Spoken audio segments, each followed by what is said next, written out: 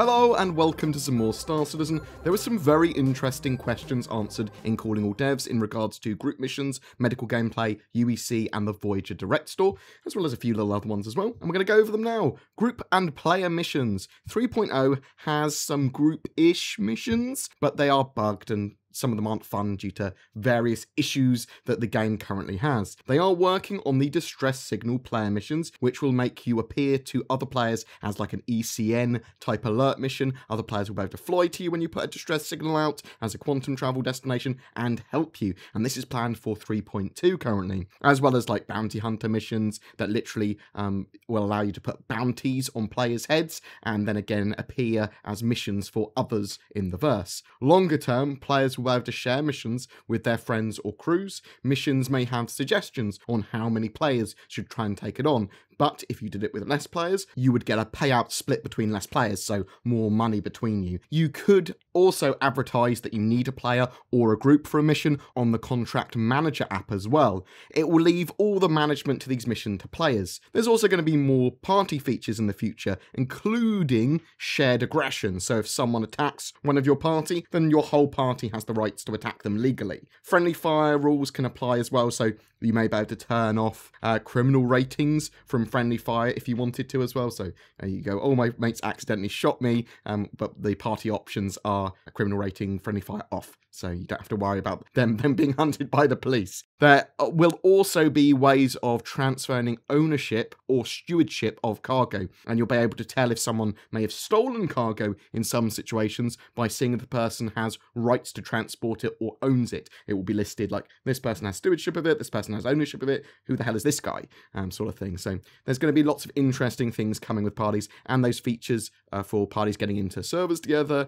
and missions together and all that sort of stuff will keep on getting better and better. Medical gameplay. This is sort of split into two major parts and mechanics. The field medic. You're going to be treating wounds and injuries in the short term on the battlefield or during missions, and this is more field medic type stuff. These could be items that help boost your health or remove minor radiation sickness, and they want players to be able to specialize more in this role by having like multiple medikits and lots of like healing items and the ability to heal very minor issues or get players back on their feet quickly during combat in the short term. However, taking certain amounts of damage or some injuries will also have longer term effects and debuffs. Some will require you to find proper medical facilities to be treated at and remove the effects. There may be diagnosis and treatment, and that might take you some time to get healed as well. In the shorter term, it's likely to be you see a long-term debuff on your character, you'd go to a doctor, and then it would fade to black, and you'd have your broken leg or whatever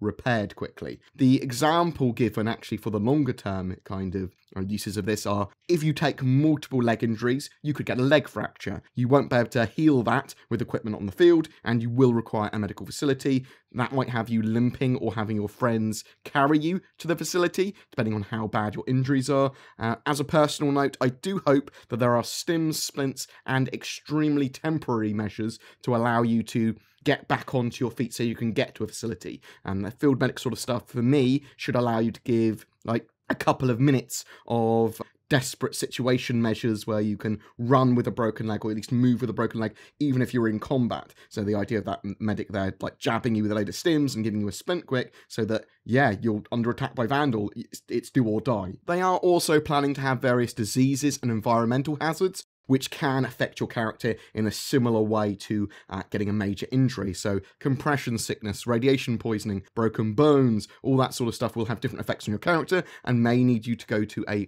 full-on medical facility to get treated.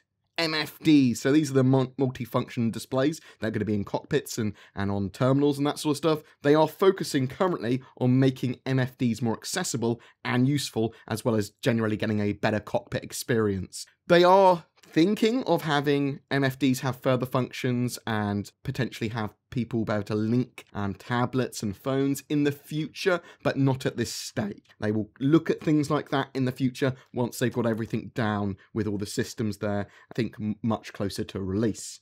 Voyager Direct Store. So the old website Voyager Direct Store is basically old legacy stuff now. Their current plan is to move all store functionality for UEC and that sort of stuff to in-game. And then allow us to melt any of the items that we may have previously bought with the UEC, not Alpha UEC, UEC from their RSI store, if you want to, back to UEC. Though it's possible that they might do a forced melt of everything. They haven't 100% decided whether they're doing like a blanket, give all your UEC back, or not yet. And some items, for example, no longer exist in the game, so there's that sort of thing they have to work out too. Your account's total UEC in the future will affect the amount of Alpha UEC you start with every major Alpha update. So with wipes of 3.1, 3.2, and 3.3, etc., that are going to happen, your Alpha UEC and purchases with Alpha UEC will be removed, and then your Alpha UEC total at the start of a new patch will be your UEC value on your account. So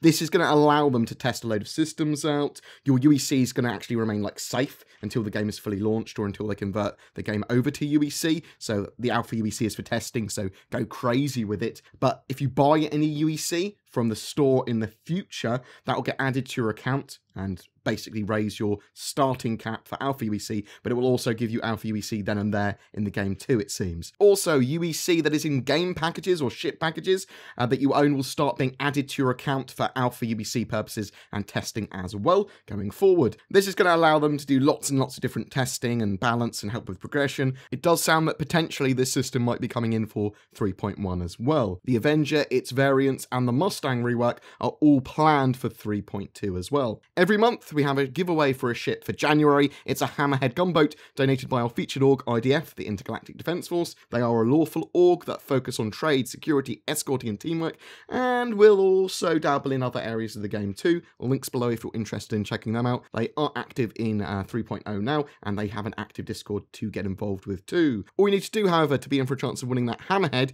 is be subscribed to my YouTube channel and then comment on any of my Star Citizen content during the month. Do you have any questions about Star Citizen or Squadron 2's development or anything we discussed there? Gameplay mechanics, anything, chuck them in the comments below. A special thank you to my Patreons who allow me to create the amount of content I do. Thank you so much, guys. You are amazing. If you're interested in becoming one of those amazing people, then check out the links below too. Please don't forget to like and subscribe, as it really does help me, and I'll see you in the verse.